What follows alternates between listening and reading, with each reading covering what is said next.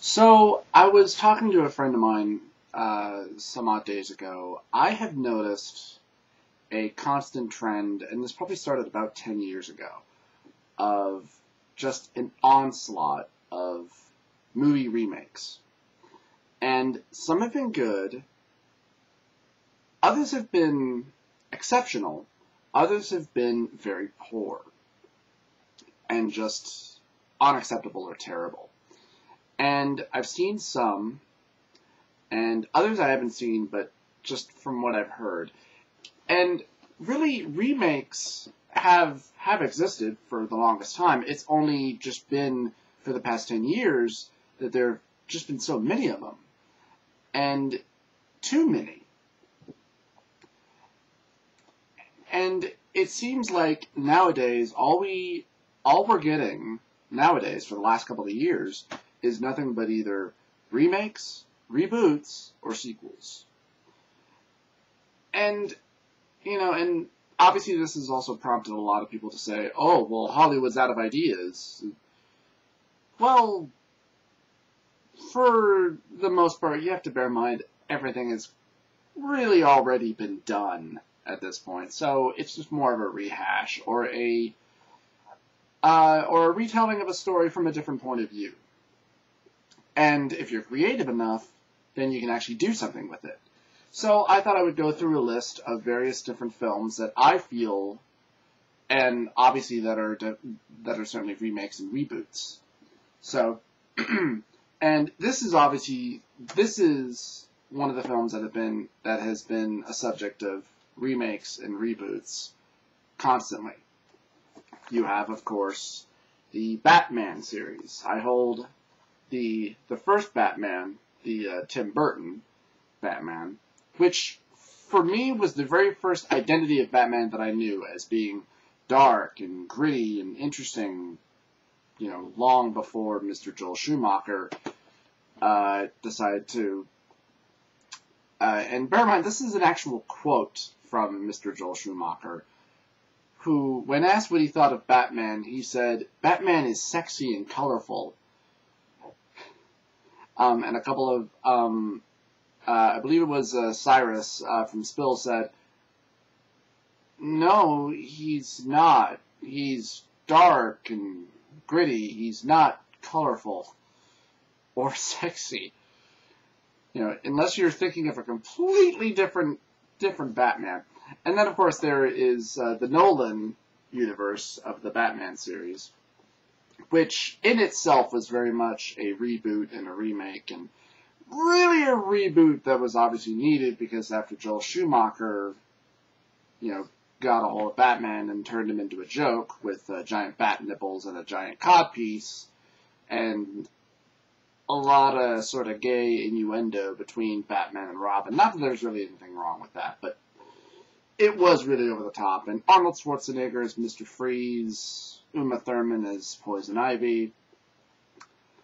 I don't remember the name of the guy who played Bane, but all I remember of Bane from Joel Schumacher's Bane! And that was it.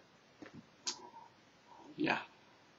Pretty terrible. And I saw that shit in the theater when it came out, so I don't really remember my initial reactions being, this sucks. I remember initially being,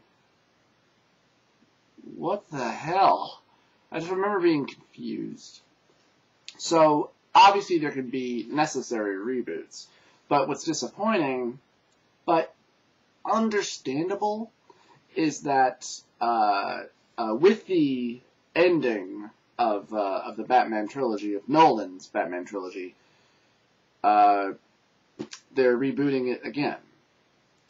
And obviously a lot of people will go, why? I mean, this is great. Well, considering the way he ended it, it's understandable. But you never know. I mean, maybe they could go an interesting route. Maybe do Batman from, with a different Batman character. It's the young Robin, taking up the mantle of Batman. But hopefully it won't just be another origin story. So, and here is another very obvious remake or retelling of a film. but from a different perspective. Maybe not completely different, but certainly different in terms of the alien that was, your lead villain. I've never seen the original film. I've certainly seen enough clips to be able to know that the Thing in the original he's basically a giant Frankenstein with like little bits of vegetation that's supposed to be growing from him. Whereas this, a shapeshifter that takes on many different manifestations, be it, weird, creepy tentacle monsters with millions of teeth and wolves and bits of human coming out of it. That's creepy. And the fact that it was all done practically is amazing. And the direction and the acting and the atmosphere and the music all really helps. And come on, Kurt Russell and Keith David. You can't get any better than that. So, there's that. I'm going to go into a few more. What else? Here was a remake. Though this film has certainly seen quite a few different adaptations. The Nightmare on Elm Street, obviously. A series of sequels. Too many sequels, to be honest. And I've seen all of them. I remember a few of them. The first one is obviously one of my favorites. I liked 2, Freddy's Revenge, because it was a new and interesting take on it. Doing new and interesting things. Freddy being able to come after you even while you were awake, was a really good idea. 3 was Dream Warriors. I thought that was an interesting idea, and so forth and so forth. New Nightmare, I vaguely remember. I remember renting it as a kid, but never really being able to get into it. Mostly because I did not like the little kid that they cast in there as the Nancy character's real life son. And I just wasn't able to get into it. And obviously that is another film that I should go back and rewatch, but we'll see. The remake, however, had a few good things going for it. I did like the fact that Freddy, in the remake, actually knew all of the little kids. That was, a little something new to go with. But what didn't work for it was that they tried to play up the angle of, oh, maybe he didn't do it. Maybe he, wasn't, sexually molesting or violently scarring these kids. Maybe, no, he was. He was. If you're gonna play up that act, why not go through with it? Do something different, And that really could have worked, playing up the idea of, oh, he really didn't do it, so he was legitimately going out for revenge. Instead, no, he's just a monster. He is just a monster. And then the movie ends the same way that the original ended. And I feel that they showed off too much of Freddy's face in the remake. Granted, there are little bits in the original where you do get to see Freddy's face. But the makeup was still, I don't want to say primitive, but, there really wasn't that much to show off. But as the sequels went on, it did get more and more and more on there. And the reasons why I love the sequel so much, particularly part 2, is that there are a lot of scenes where they're hiding Freddy's face in a lot of, shadow and light and such. And so you can't really see his face. You just see the shadow of his face, and I like that. I love it when filmmakers are able to really do that.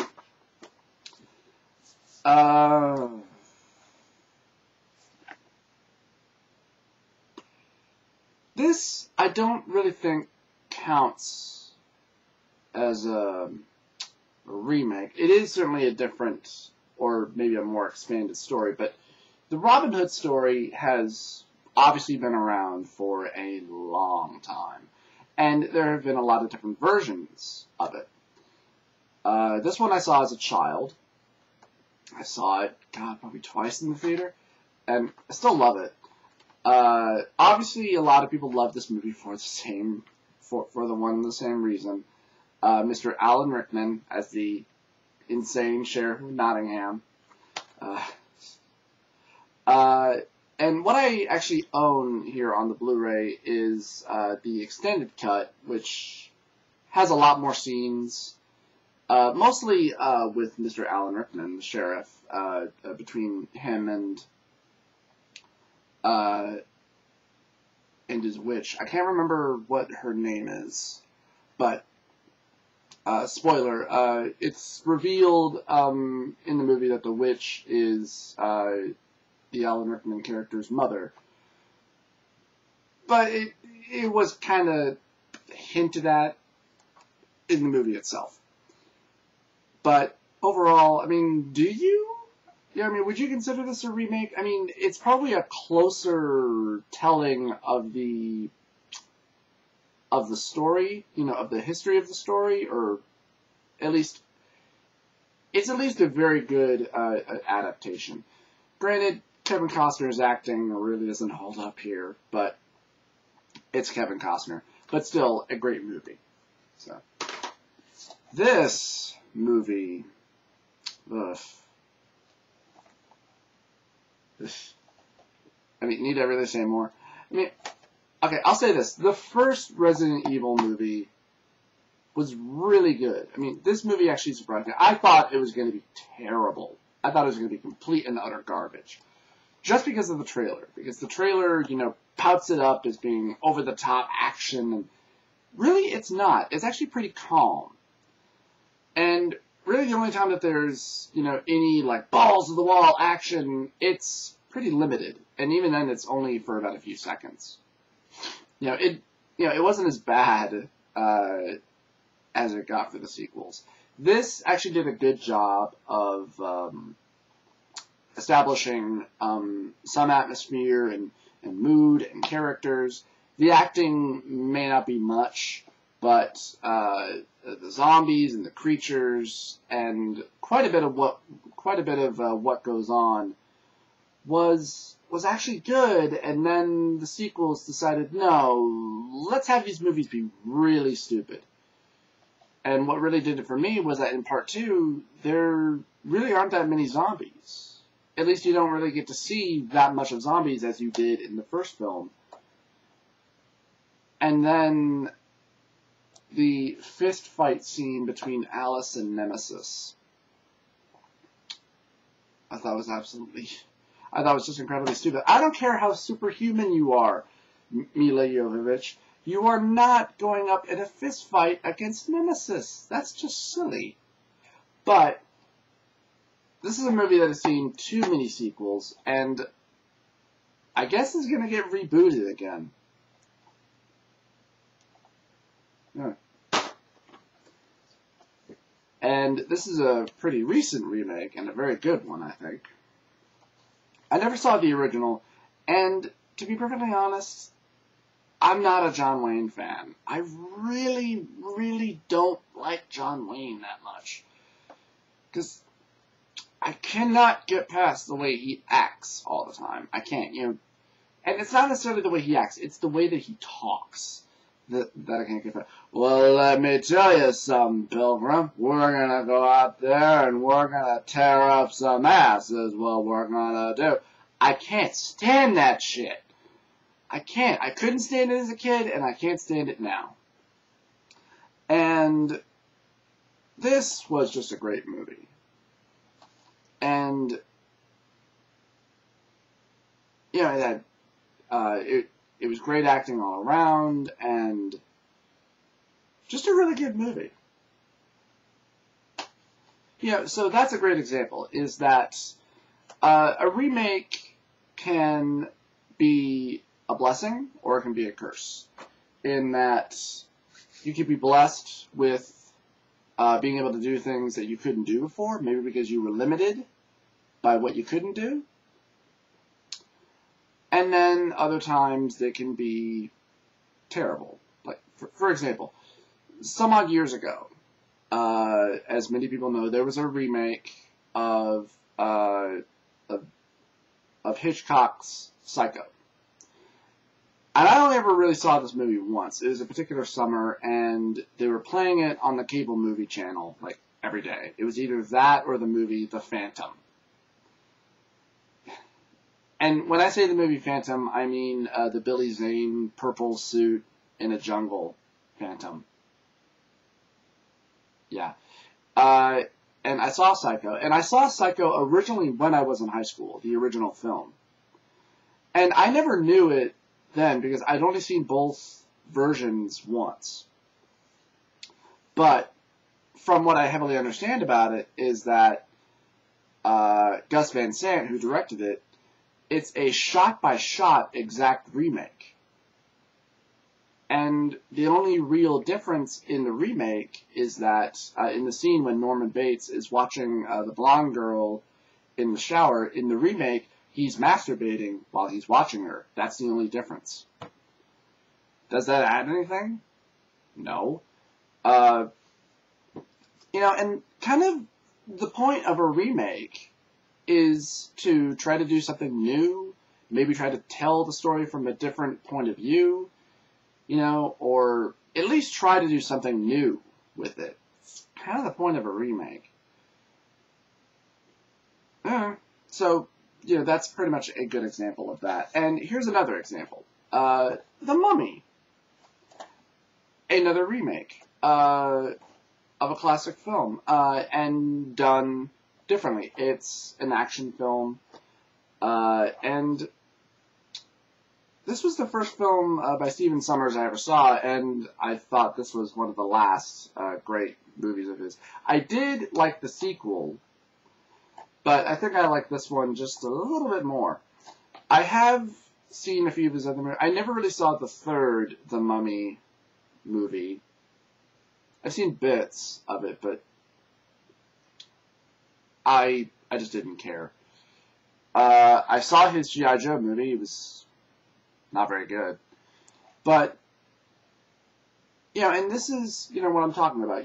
This is something that a remake has to do. Now, obviously, if a film is of a particular genre, it should stay in that same genre, but that doesn't mean you can't try to do something new with it. And I thought they did a very good job of this. This is a remake, well, actually these are two remakes that are coming up very soon. I haven't heard much about what may be for this remake, but yeah. This is a movie I like. It's not necessarily a movie I love. It is a film that has problems, and it is a film that I think got a little bit better with some of the sequels. I thought Hellbound Hellraiser 2 was really good. Hell on Earth was okay. Inferno was very good. It was a very character-driven film. Bloodline, I was able to like, aside from, let's face it, it is basically Hellraiser in space. It is. It went to that point like all movies do. Like all horror movies do. And from what I understand, it's going to be in 3D, the remake. All I really want to know is Doug Bradley going to play Pinhead? Because in the last Hellraiser movie, Revelations, that wasn't Doug Bradley. It was okay as a Hellraiser movie. It was okay. It was, the same kind of beat per beat sort of story. Like, oh, this kid, he finds the box, he opens it, Cenobites come, they kill him, they rip him apart. Friend of his brings him back, and he hungers for blood and flesh to be restored, and then things get out of hand. It was okay as a movie. It was okay. It did have a lot of problems, but it was okay. And then, of course, you have another remake that I'm sure a lot of people are talking about, the eventual RoboCop remake. Do we need a RoboCop remake? Really, I don't think so. Although I think really the first RoboCop movie to me is the only really good one. I didn't really like part 2.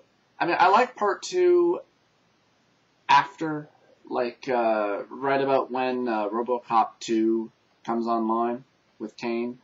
And there are scenes in there that work. Obviously, the best scene is when they're demonstrating all the early prototypes of RoboCop 2, all the ex-cops, and one of them comes out and he pulls his gun and shoots the 2 scientists and shoots himself in the head, and then the other prototype that comes out and just rips its own head off. Yeah, that was some good stuff, but but the whole thing in the beginning, with RoboCop and the drug gang and the little kid,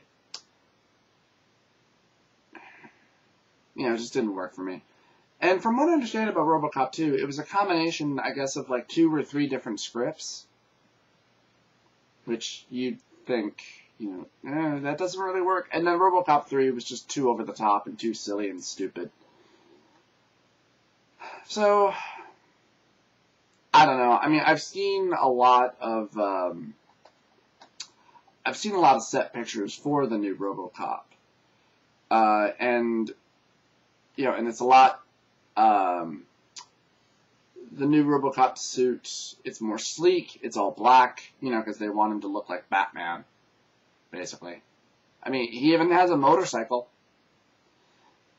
and it looks too much like he's made to be fast, like he's made to be superior, and you just know that this movie is going to have way too much over-the-top CGI. And I don't know, but we will just have to wait and see. I mean, the only really proper way in order to form an opinion about a movie is to really see it first. But, So, why so many remakes, really? And, well, you can understand how a reboot can be necessary if somebody takes a particular movie franchise and kind of does a Joel Schumacher with it, and, kind of ruins the character, and that movie bombs, and it seems to kill the franchise. Then it's perfectly understandable why somebody would want to do a reboot, but bear in mind, the Batman reboot didn't come out until, like, many years after. And then, even then, it was decided that, well, we'll just do a full-on origin story again. And, and really, to be honest, even with the first Tim Burton Batman movie, there really wasn't an origin story. I mean, there kind of was, just in explaining the backstory, but not really an origin as to, how did he become Batman? No, it just shows him as Batman. But obviously a lot of people wanted to know, where said character came from and such. But it's also another example of why some reboots don't work. Now, The Amazing Spider-Man, for example, that was a movie that came out a couple of years after the third Spider-Man film. And, I still haven't seen the Amazing Spider-Man. I did have a lot of doubts, mostly going with the actor who played the new Peter Parker Spider-Man. I didn't really know who he was, and it really didn't help that when I first saw him on the cover of a magazine in the Spider-Man costume, and he was kind of posed like this. And my first thought was, Spider-Man is not a supermodel. Because he looked too handsome. He looked too much like a model. And Peter Parker is not a model. He is a nerd. But, And again, I mean, that was another origin story. And there were a lot of people saying, do we really need an origin story again? I mean, it's only been a couple of years. I mean, do you really think that people forgot who Spider-Man is? And And there were a lot of things about the new Spider-Man movie that I heard just didn't work and made a lot of people say that the movie was really meh, but I will check it out eventually. So, remakes and reboots, I think, well, in terms of a remake, there are some movies that can or maybe should be remade, and then there are others that just make you go, why? I mean, that movie didn't need to be remade. It was perfectly fine the way it was. Now, if you want to tell a different story from it, then yeah, maybe you can actually do something very interesting with it. But sometimes they just don't. They just want to remake it because they think they'll make a shitload of money, but sometimes they just don't follow through with certain things. And reboots can work, depending on a franchise. Obviously, really, a reboot is really the only thing that you do for a franchise, but take a look at the latest DC and Marvel reboots, and there have been a lot of them, and not a lot of happy people about it. But again, there can be some good examples, like the latest Teenage Mutant Ninja Turtles comic reboot, with one of the original creators working on it. And what it is it's a combination of the original comic and the 1980s cartoon. And what I mean is, it's a combination of a lot of the characters from both of those series, and with a lot of their origins still intact, with the intermixings of both the comic and the 80s cartoon, but it's all still played out very seriously. And it's done very well. It's told very well, and it really caught me off guard. And I'm enjoying the hell out of it. All right, so this is a rant or a ramble or a trip down memory lane that has gone on for far too long. So anyway, I'd like to know what you guys think about particular remakes or reboots, be they film or comics, whatever. This is my video for the day. Remakes, reboots. What do you guys think?